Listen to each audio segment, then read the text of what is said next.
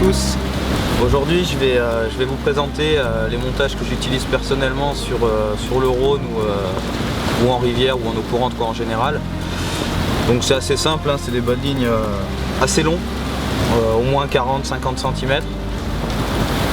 Donc tout ça tout simplement pour avoir le montage assez loin du plomb, parce qu'avec la bannière, avec le courant, ça peut faire un peu des vibrations, ou tout ce qui vient se déposer dessus, les herbiers ou autres qui glissent jusqu'au plomb, au moins ça a moins de chances de masquer lèche. Donc voilà, quand je pêche avec des billes denses, je fais des montages avec des billes denses, je reste tout rigide, même le cheveu, je fais tout sur du fluoro comme ça, donc ouais, 45 ou 50 centièmes si c'est un peu plus encombré. Et après, si jamais je veux utiliser des montages bonhomme de neige, là je vais faire un cheveu, juste la partie du cheveu en tresse, pour avoir une partie plus souple qui permettront aux billes de se poser correctement et non pas à plat si c'était tout rigide, quoi. Donc voilà, en hameçon, quelque chose de solide, en taille 1 ou 2 en général, parce que de toute façon les bouillettes généralement c'est du 24 voire plus. Donc maintenant que je vous ai parlé des deux montages que je faisais, je vais vous en parler un peu plus en détail, vous expliquer simplement comment les faire. Donc le premier montage tout rigide pour pêcher en danse sur le fond, tout en fluoro. Pourquoi le fluoro? Parce que personnellement avec la tresse j'ai eu trop d'emmêlements au lancer, même avec de la tresse gainée. Donc en fluoro c'est vraiment super rare de s'en mêler, quoi. Donc voilà. Donc dans un premier temps, ce que je fais une boucle sur le fluoro directement à la sortie de la bobine, avec le nœud de la boucle assez loin pour que ça cale bien, si possible à la sortie juste à la sortie de la bouillette, quoi. Comme ça au moins elle est bien calée, ça bouge pas, et le nœud de la boucle va pas trop abîmer l'intérieur de la bille quand elle va gonfler ou quoi. Donc voilà, donc simplement je mets la bille dessus, je passe le fluoro dans l'œillet de l'hameçon et je fais un nœud sans nœud une fois que j'ai réglé la distance de ma bille par rapport à l'hameçon. Tout simplement un nœud sans nœud, une dizaine de tours à peu près, et puis voilà, tout simplement. Après à l'extrémité, un petit manchon caoutchouc juste pour protéger déjà la partie du nœud, et puis au lancer ça a un peu plus tendance à limiter les emmêlements.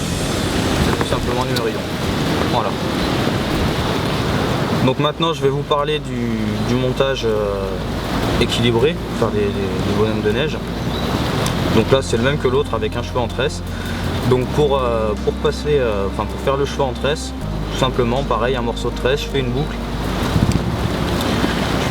Et donc j'enfile tout de suite les bouillettes, comme ça me permet de régler ma distance avec l'hameçon, avec les billes déjà échées. C'est plus facile à juger qu'en le faisant au hasard comme ça avant de mettre les billes.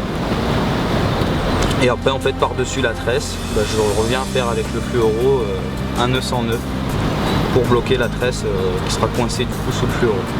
Voilà, c'est assez simple à faire, la même longueur que l'autre à peu près. Et puis voilà, donc ça reste des montages assez simples finalement. C'est vrai qu'on pourrait faire des montages plus techniques, mais il n'y a pas d'intérêt en fait à faire des montages, ça déroule là-bas.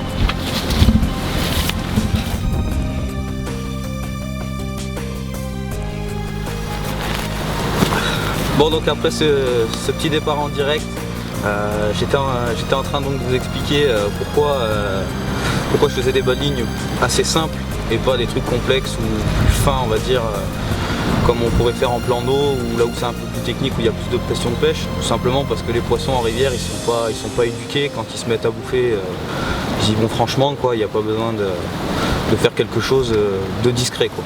Il faut juste que ce soit solide et que ça pêche, tout simplement. Le plus dur c'est de trouver les poissons. Une fois qu'on a trouvé les poissons, il faut faire un montage qui soit sûr, costaud, et voilà, faut pas se prendre la tête. En plus on est souvent amené à changer les hameçons, parce que quelle que soit la marque de l'hameçon qu'on utilise, avec les caillasses dans le fond et tout, on les garde jamais bien longtemps. Donc c'est un autre avantage d'avoir un montage très simple à faire, c'est que je l'ai fait en 2 minutes, quoi. Après vous avoir présenté mes montages que j'utilise pour pêcher en eau courante, je vous invite simplement à les essayer. C'est très simple à faire, il n'y a rien de technique, mais pour ma part ça marche plutôt bien, donc ayez confiance, vous pouvez y aller les yeux fermés. Pour ma part, là je vais retourner continuer ma petite pêche, c'est le début du printemps, les beaux jours arrivent, ça va être de mieux en mieux. Donc voilà, je vous donne rendez-vous très vite pour de nouvelles petites séquences, pour des montages, des astuces et autres. Voilà, allez, bonne pêche à tous, salut!